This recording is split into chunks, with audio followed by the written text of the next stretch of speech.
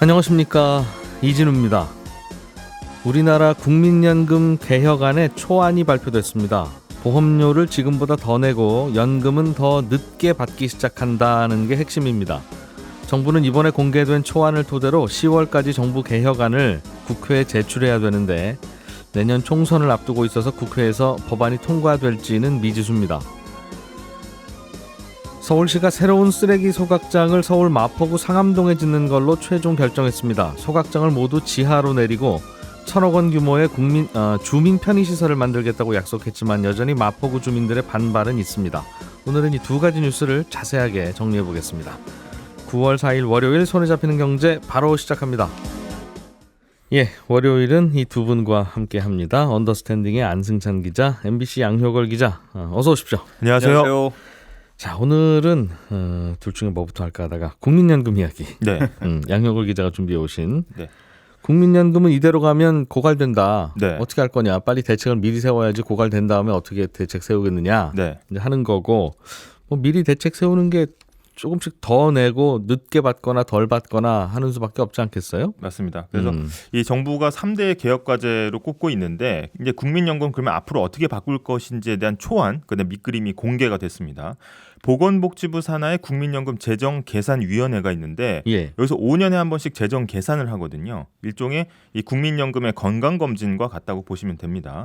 이 건강검진도 받으면 어떻게 건강관리해야 되는지에 대한 제안이 나오잖아요. 그래서 이 국민연금도 이쪽 위원회에서 숫자를 이리저리 바꿔보면서 개혁 가능한 시나리오를 이제 짜본 거거든요.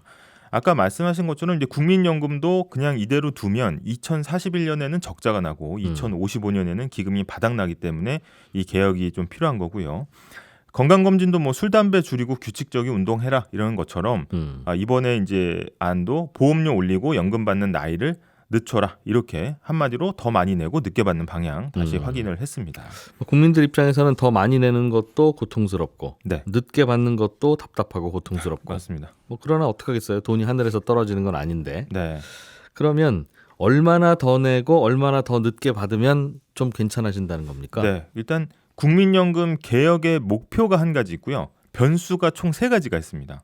이 목표부터 좀 살펴보면 1차적인 목표가 2093년까지 연금이 버텨주는 구조를 짜는 거거든요. 2093년? 네.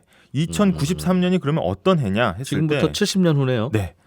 지금 2023년에 20살인 사람이 90세가 되는 해거든요. 이건 약간 어떻게 보면 앞으로 70년 앞을 보고 짜는 장기 계획이고 지금 젊은이들의 어떤 평생 보장의 의미로서 이제 70년짜리 장기 계획을 세는 겁니다. 그래서 일단 젊은 세대들이 좀 그 불안감이 있었거든요. 이거 국민연금 붓기만 하고 뭐 정작 탈 때 가서는 한 푼도 못 받는 거 아니냐 걱정이 있었는데 이걸 좀 없애겠다는 거고. 앞으로 30년 후면 고갈된다고 하는데 지금 20세는 30년 동안 그럼 붓기만 하다가 50세 되면 이제 곧 연금 받을 나이가 되면 고갈된다는 이야기를 들어야 하니 그걸 좀 걱정을 없애주기 위해서 2093년이라고 잡은 거고 일단 3가지 변수가 있는데 그러면 이 연금이 계속 가려면 어떤 걸 바꿔야 되냐.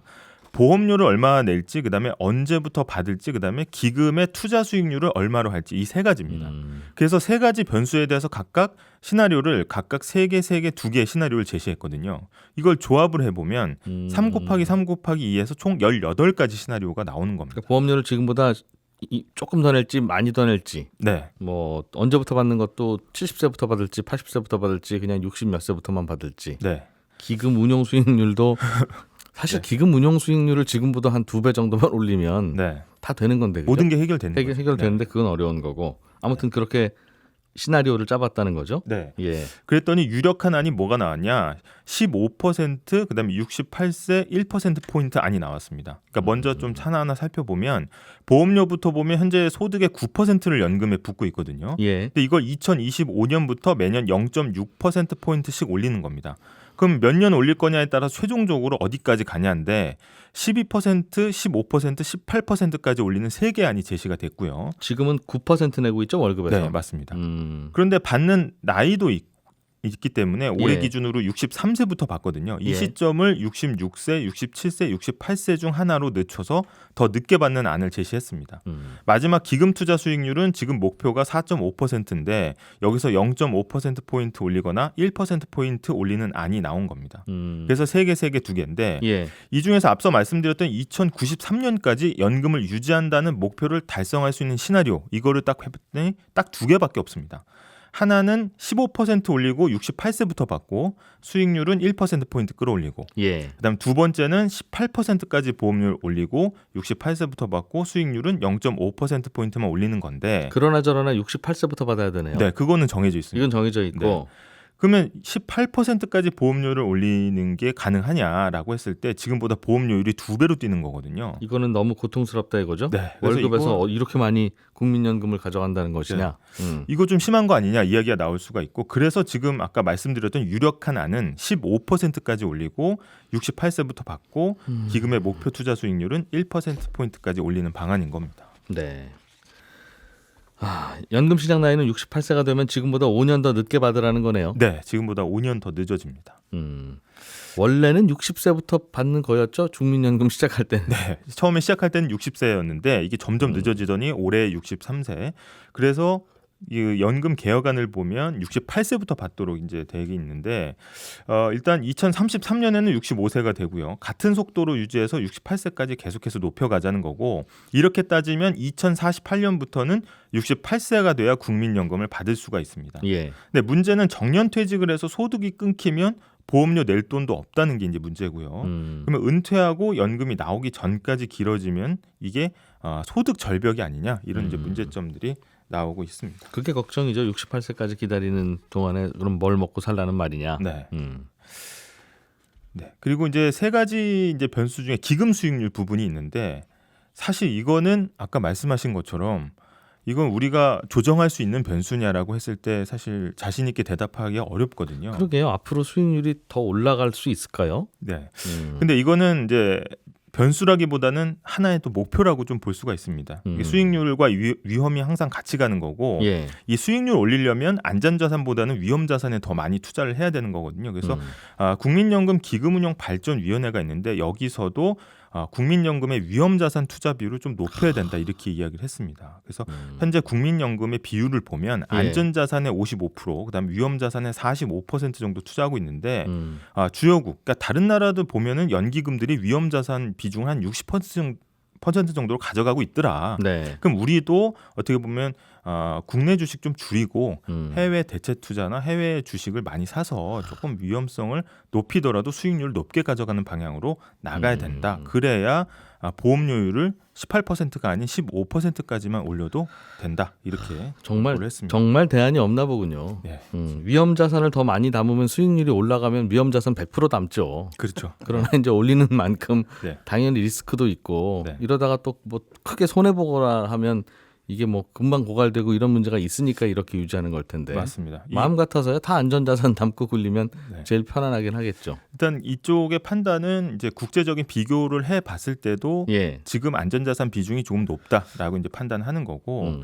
근데 아까 말씀하신 대로 고위험 고수익 전략이 사실 국내 주식 비중 줄이면서 대체 투자와 해외 투자 늘리는 방식이거든요. 예. 근데 최근에 고금리 상황에서 이 대체 투자가 많이 문제가 된 적이 있었습니다. 해외 부동산 빌딩 샀다가 많이 물렸죠. 맞습니다. 예. 네, 그것 때문에 사실 좀 불안감을 키우는 건데 그렇다면 결국 같은 조건에서 높은 수익률을 내려면 우수한 운용 인력이 있어야 되는데 그래서 예. 이 기금을 굴리는 인력에 대한 투자도 필요하다는 이야기가 나오고 있고 기금운용본부 서울로 올라오라는 얘기 또 나오겠네요. 네, 그리고 이제 처우도 좀 개선해주고 이제 인센티브도 주고 이런 이야기들이 나오고 있고요. 또 하나 쟁점이 뭐였냐면 이번 개혁 논의 과정에서 소득 대체율을 높여야 된다는 주장이 좀 나왔었는데 예. 이 소득 대체율은 말씀 아까 하신 것처럼 더 많이 주는 내용은 없다. 그러니까 68세로 늦추고 그다음에 세율을 높이는 방향은 있지만 보장성 강화는 없었다라는 건데 예. 이 소득 대체율은 은퇴 전에 받던 소득을 연금이 어느 정도 대체해 주냐 이걸 이야기하는데 사실 이 보장성 강화를 이제 주장하던 위원들은 상당히 지금 반발하고 있는 상황이고요. 예. 그래서 이번 시나리오에서는 아예 소득 대체율 얘기는 쏙 빠졌습니다. 그래서 그러니까 늦게 받고 더 내고 네. 열심히 굴려서 네. 지금처럼 받자. 지금처럼 소득 대출 40%로 유지하자는 거. 그게 이제 시나리오다 보니까 네. 안 그래도 모자라는 건데 더 받을 방법은 없느냐 해서 지금 답은 없다는 거군요. 맞습니다. 그래서 이 연금의 보장성은 높이지 못한 채로 부담만 늘린다. 이런 비판에서는 사실 자유롭지 못한 겁니다. 이렇게 저렇게 해도 답이 안 나오긴 한데 근본적으로는 우리나라가 앞으로 보험료, 연금보험료 낼 분들은 자꾸 줄어들고 네. 타먹을 죄송합니다. 저도 이제 그 그룹 안에 들어가니까 표현을 그렇게 하겠습니다만 타드실 분들은 계속 늘어나는 이런 인구 구조니까 이렇게 해도 안 되고 저렇게 해도 안 되고 그런 구조가 나오는 것 같아요. 젊은이들한테는 여러분들이 그럼 앞으로도 국민연금 안정적으로 받기 위해서는 여러분들 월급에서 그럼 좀 더 내십시오. 그런 얘기죠. 결국은. 그런 이해를 이끌어내야 되는 상황인 겁니다. 걱정입니다. 뾰족한 답은 없는데. 자, 안승찬 기자님이 준비해 오신 소식. 서울시가 새로운 쓰레기 소각장을 마포구에 짓기로 하고 최종 결정을 했다. 그런데 마포구는 당연히 반대가 심하다는 걸 텐데. 그렇습니다. 그런 얘기인데 이 쓰레기 소각장 무슨 얘기예요? 그동안 쓰레기를 어디서 소각했길래 갑자기 마포구에 지어야 되고 이런 문제가 생겼어요? 이게 진짜 뜨거운 논쟁거리인데요. 이번에 이제 서울시가 지정한 위치가 그 서울 마포구 상암동의 하늘공원하고 그 노을공원 사이에 있는 지역이에요. 한 2만 제곱미터 크기의 부지를 이번에 이제 쓰레기 소각장 부지로 결정을 한 건데 마포구 입장에서는 억울할 만합니다. 왜냐하면 그동안에 그 서울시 쓰레기 소각장이 딱 4곳밖에 없었거든요. 양천, 강남, 노원 그리고 마포 이렇게 4곳의 소각장에서 서울 지역의 쓰레기들을 모아다 여기서 소각을 해오고 있었으니까. 태우는 건 다 서울시 안에서 이렇게 태우는군요. 그렇습니다. 근데 기존에도 마포에 하나 있었잖아요. 근데 여기다가 또 하나 짓는다고 하니까 왜 다른 곳은 놔두고 마포에만 자꾸 짓느냐. 다른 곳에다 좀 지어라. 이런 목소리가 이제 나올 수밖에 없을 것 같은데. 근데 서울시 입장에서는 이렇습니다. 이제 여기만한 부지가 없다. 이게 서울시 주장이에요. 왜냐하면 이번에 선정된 그 지역이 기존의 마포 그 쓰레기 소각장 바로 옆에 붙어 있는 부지거든요. 그래서 지금도 이미 인근 300m 이내에 주택가가 없습니다. 그래서 좀 한적한 지역이고 사실 쓰레기 소각장이라는 게 뭐 환영할 만한 시설은 아니니까 어디를 선정해도 주민 반발이 나올 수밖에 없는 게 현실인데 그나마 여기는 주택가하고 좀 떨어져 있는 부지라서 서울시 입장에서 조금 장점이 있는 거고 또 이미 서울시가 이 지역 부지도 확보하고 있으니까 땅 추가 매입할 필요도 없고 이 지역이 이미 폐기물 처리 시설 지역으로 지정도 돼 있어서 추가적인 행정 절차도 필요 없고 그러니까 서울시 입장에서는 좀 편리한 카드를 꺼내든 거다 이렇게 볼 수 있는데요. 그럼에도 불구하고 이제 마포구 입장에서는 결정을 백지화해라 이렇게 주장하고 있어서 앞으로 난항은 예상이 됩니다. 아무튼 서울시는 뭐 소각 시설을 지하로 내려서 지상은 사람들이 많이 찾는 관광지로 조성하겠다 뭐 이렇게 설명하고 있거든요. 한 1,000억 원 들여서 수영장, 헬스장 이런 시설도 짓고 또 서울링이라고 해서 왜 굉장히 커다란 그 반지 모양으로 멀리서도 보이는 그 대관람차 요거를 이 지역에 설치해서 멀리서도 보이는 서울의 대표적인 관광지로 만들겠다 뭐 이런 청사진을 내걸긴 했습니다만 앞으로 어떻게 진행될지는 좀 더 지켜봐야 될 것 같습니다. 근데 쓰레기 소각장을 갑자기 더 지어야 되는 상황인 건 왜 그렇습니까? 그렇습니다. 서울 인구는 안 늘어나고 있다던데. 지금 그 종량제 봉투에 담아서 버리는 생활 쓰레기 이게 서울에서 하루에 한 3,200톤쯤 나오거든요. 이 중에서 2,200톤은 기존에 이 4곳의 소각장에서 소각을 하고 있는데 1,000톤 정도가 지금 모자라잖아요. 요거는 서울 서구에 있는 매립지 또 경기도 김포에 있는 쓰레기 매립지로 거기다 보내서 그냥 그대로 버립니다.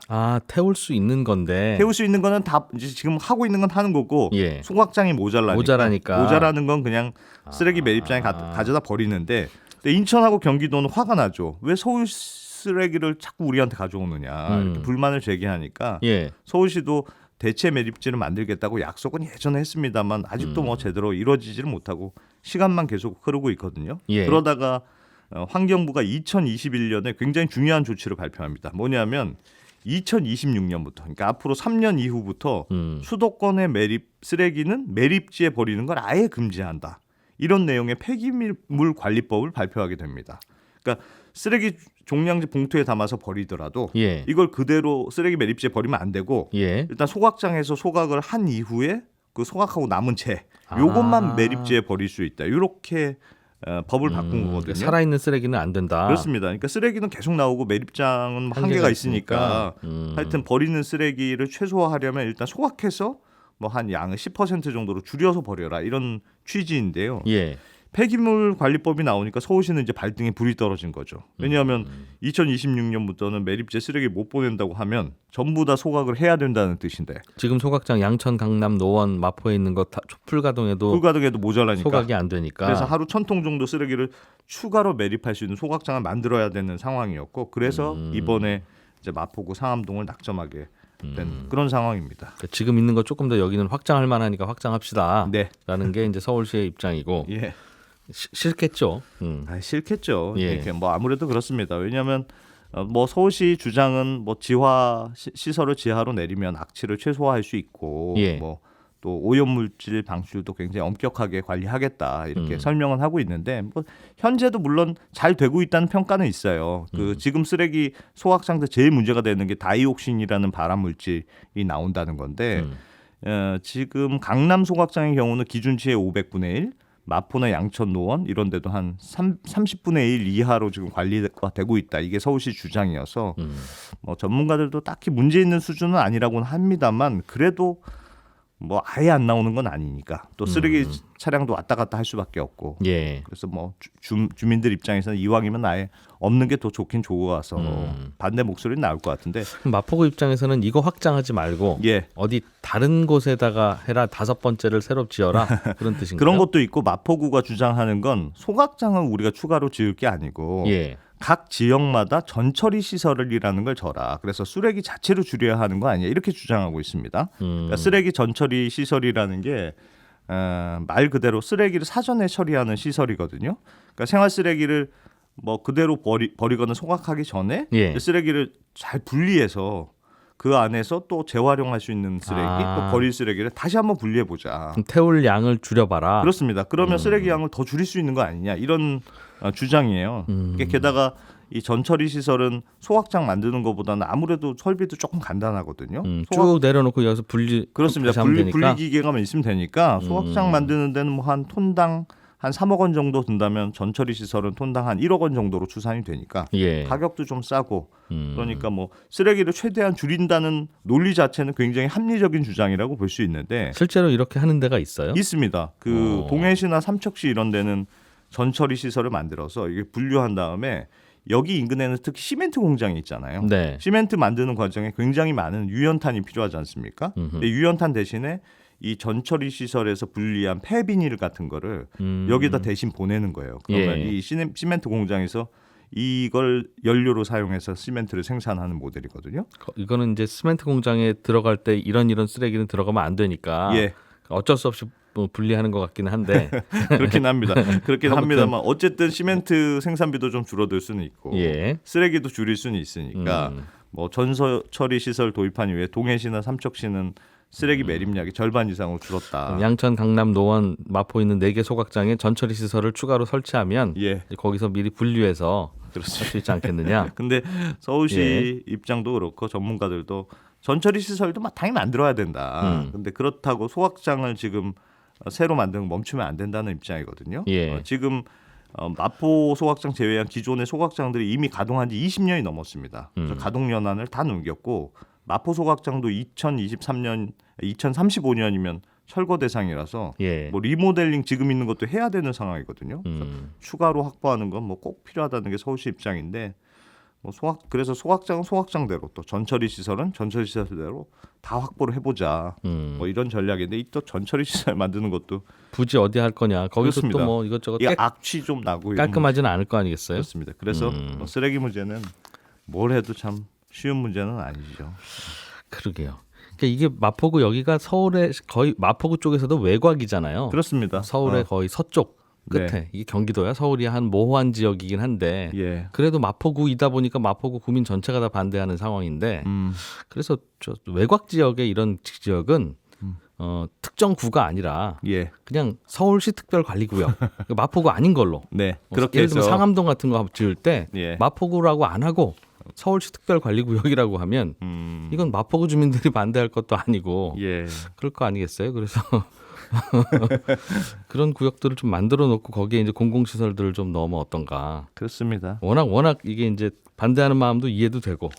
또 그렇게 따지면 할 수 있는 일이 거의 없고 이제 이런 일이 있다 보니까 쓰레기 문제는 참 쉬운 문제가 아닌 것 같습니다. 자, 양효걸 기자, 안승찬 기자였고요. 광고 듣고 저희는 친절한 경제로 이어갑니다.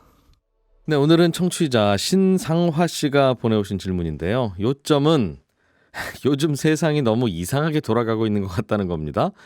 예전에는 어떤 국가든지 자기 나라 기업에게만 보조금을 주거나 하면 불공정 무역이라고 해서 세계무역기구 WTO에 제소도 당하고 거기서 지면 보복 조치를 당해도 할 말 없게 되기 때문에 다들 공정한 무역 질서를 유지하기 위해서 눈치를 많이 봤던 것 같은데 요즘은 뭐 미국도 미국차만 보조금 준다고 대놓고 발표하고 유럽도 유럽 공장에서 만든 게 아닌 제품은 관세를 높게 매긴다고 하고 이거 얼마 전까지만 해도 이렇게 하면 불공정 무역이라고 난리가 났던 일 같은데 요즘은 왜 아무렇지도 않게 이런 걸 막 발표하는 겁니까?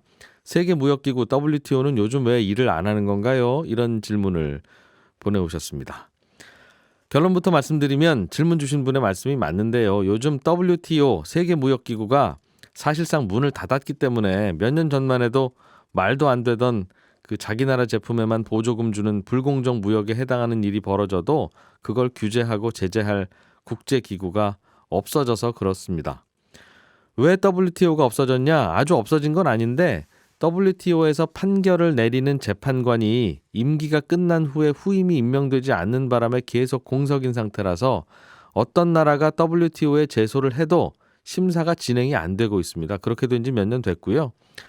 그렇게 된 이유는 미국이 WTO의 운영 방식에 불만을 갖고 신임 재판관 임명 절차를 거부하고 있기 때문인데 WTO도 그렇고 뭐 국제기구라는 게 미국, 중국, 유럽 같은 힘 있는 나라들이 나 이 규칙 안 지킬래, 나 여기서 탈퇴할래, 나 이거 안 해. 그러면 작동을 못하게 되는 거거든요. 전 세계 최대 무역 국가인 미국이 안 지키는 무역 협정이 무슨 의미가 있겠어요. 그래서 WTO가 몇 년째 개점 휴업 상태라서 예전에 작동하던 룰이 요즘은 작동을 아예 안 하고 있는 겁니다.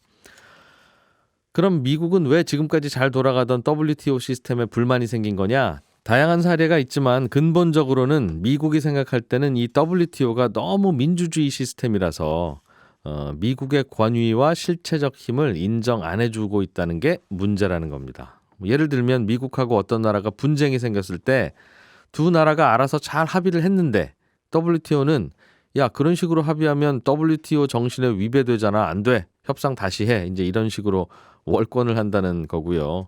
미국 입장에서는 내가 저 나라하고 이야기 잘해서 그렇게 하기로 했는데 WTO가 뭔데 이래라 저래라 하냐는 거고요. 아무튼 그래서 WTO는 요즘 작동을 못하고 있고 그래서 10년 전 기준으로 보면 말도 안 되는 일들이 요즘은 벌어지고 있는 겁니다. 질문 보내주신 신상화 씨께는 저희가 준비한 소정의 상품 보내드리겠습니다. 예, 저는 내일 아침 8시 30분에 다시 찾아오겠습니다. 이진우였고요. 함께해 주신 여러분 고맙습니다.